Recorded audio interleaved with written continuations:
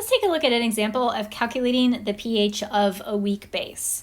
The first step in calculating the pH of any acid or any base, regardless of whether it's weak or strong, is to write a balanced chemical equation for that acid or base. In this case, it's CH3CH2NH2. Write an equation for this molecule reacting with water. Because the problem is telling us that this is a weak base, we know that it exists in equilibrium with water. And because it's a base, we know that that means it's going to be accepting or taking an H plus ion from the water molecule. So we're going to be making NH3 plus, adding a hydrogen as well as adding that positive charge. And that's going to leave us with OH minus, which is formed from the water molecule being an acid and losing its H plus. And we're going to include the states on these so that we can use that to help us write an equilibrium expression. Now, just kind of as a side note, if you're feeling like if you were working on one of these problems, if it didn't tell you if the substance was an acid or a base, and you're wondering how would I know if it was an acid or a base, remember that you will always need to be provided with an equilibrium constant, a Ka or a Kb, one or the other, and that subscript is going to tell you if you're dealing with an acid or a base. So, for example, if we didn't have this information that told us that the problem was a weak base, we would still know that it was a base because we are given a Kb value, and a Kb value always applies to bases. So once we get our balanced equation set up, then we're going to go ahead and make our ice table. In our ice table, we have an initial concentration of 1.25 molar of our base, and initially we don't have any of our product molecule at all. We don't know exactly how much of this base is going to react, so we're going to use the symbol X in place of whatever this numerical value might be. And then we know at equilibrium we're going to have 1.25 minus X of our base, and we'll have X and X of our products. And also, because the value of the equilibrium constant is very, very small, we're going to make the assumption that the value of X is really small compared to 1.25. This is going to pretty much always be the case with our weak acids and weak bases. The equilibrium constants for weak acids and weak bases are always very small numbers.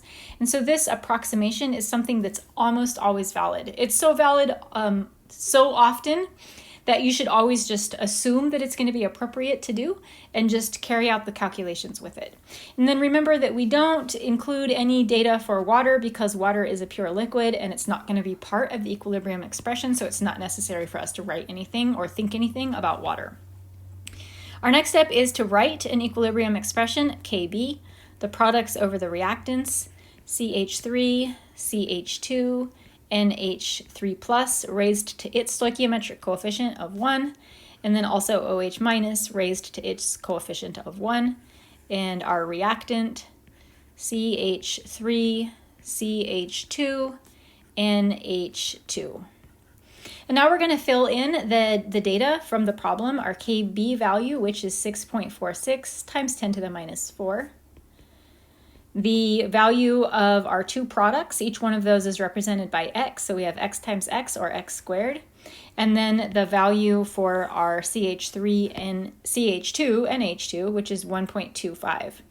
And again, if you got a little lost there, I'm using this as the Kb value. This is X. This is X. And this is 1.25. So now we just simply need to solve for X squared. 6.46 times 10 to the minus 4 times 1.25 is going to equal X squared. And when we solve for X in this problem, we get 0.0284. X represents the hydroxide ion concentration, and also this concentration as well. But our goal is to calculate the pH. Now, normally, if we were calculating the pH, we would want to have an H3O plus concentration because that would be ideal, and we could just plug it right into that equation. In this particular problem, we don't have an H3O plus concentration, we have an OH minus concentration. That's okay, because we can calculate POH instead of pH. The POH is the negative log of the OH minus concentration.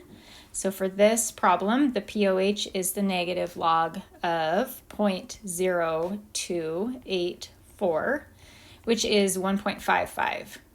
Now remember, that's the pOH, not the pH. That's the pOH. And the relationship here is that the pH plus the pOH is 14.